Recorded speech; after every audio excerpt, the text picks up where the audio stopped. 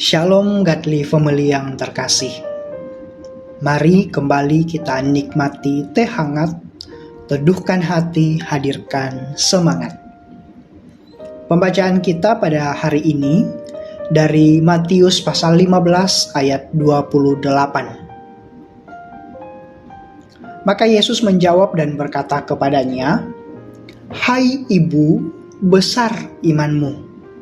Maka jadilah kepadamu seperti yang kau kehendaki." Dan seketika itu juga anaknya sembuh. Godly Family yang terkasih, bagian yang kita baca hari ini adalah akhir dari kisah tentang seorang perempuan Kanaan atau perempuan Sirofenisia. Ia datang kepada Tuhan Yesus dengan satu pergumulan yang berat, yaitu anaknya kerasukan setan dan sangat menderita.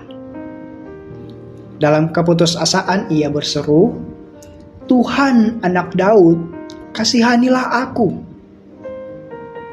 Namun, respons Tuhan Yesus pada awalnya tampaknya mengejutkan.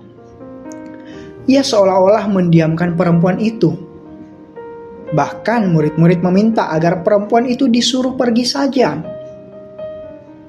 Lalu kemudian Tuhan Yesus berkata, "Aku diutus kepada domba-domba yang hilang dari umat Israel."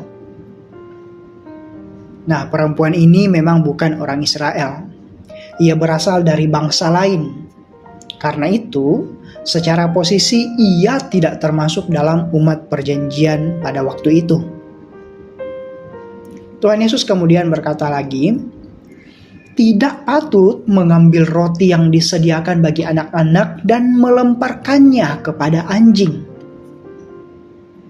Perkataan ini bukan dimaksudkan sebagai hinaan pribadi, tetapi Tuhan Yesus menggambarkan cara pandang umum pada waktu itu yang membedakan antara umat Israel dan bangsa-bangsa lain. Tuhan Yesus sedang menegaskan bahwa pelayanannya pertama-tama ditujukan kepada bangsa Israel. Namun menarik, respons perempuan ini itu sangat luar biasa. Ia tidak tersinggung dan ia tidak pergi. Ia berkata, "Benar Tuhan, namun anjing itu makan remah-remah yang jatuh dari meja tuannya." Perempuan ini sadar bahwa ia tidak memiliki hak. Ia tidak datang dengan menuntut sesuatu dari Tuhan. Tetapi ia percaya bahwa belas kasihan Tuhan begitu besar, sehingga bahkan remah-remahnya pun cukup bagi dia. Tuhan Yesus melihat iman perempuan itu dan berkata, "Hai ibu, besar imanmu. Maka jadilah kepadamu seperti yang kau kehendaki." Saat itu juga anaknya sembuh. Godly Family yang terkasih, kisah ini menunjukkan kepada kita bahwa Tuhan adalah Allah yang mendengar dan merespons umatnya. Allah memang dikatakan Alkitab tidak berubah dalam karakter dan rencananya. Tetapi dalam kasihnya, ia memperhatikan dan ia merespons umatnya yang datang kepadanya dengan iman.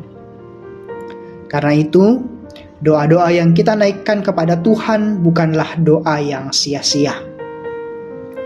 Kita mungkin membawa berbagai pergumulan hidup, atau mungkin ada doa yang sudah lama kita panjatkan, namun kadang kita rasa Tuhan seolah-olah diam.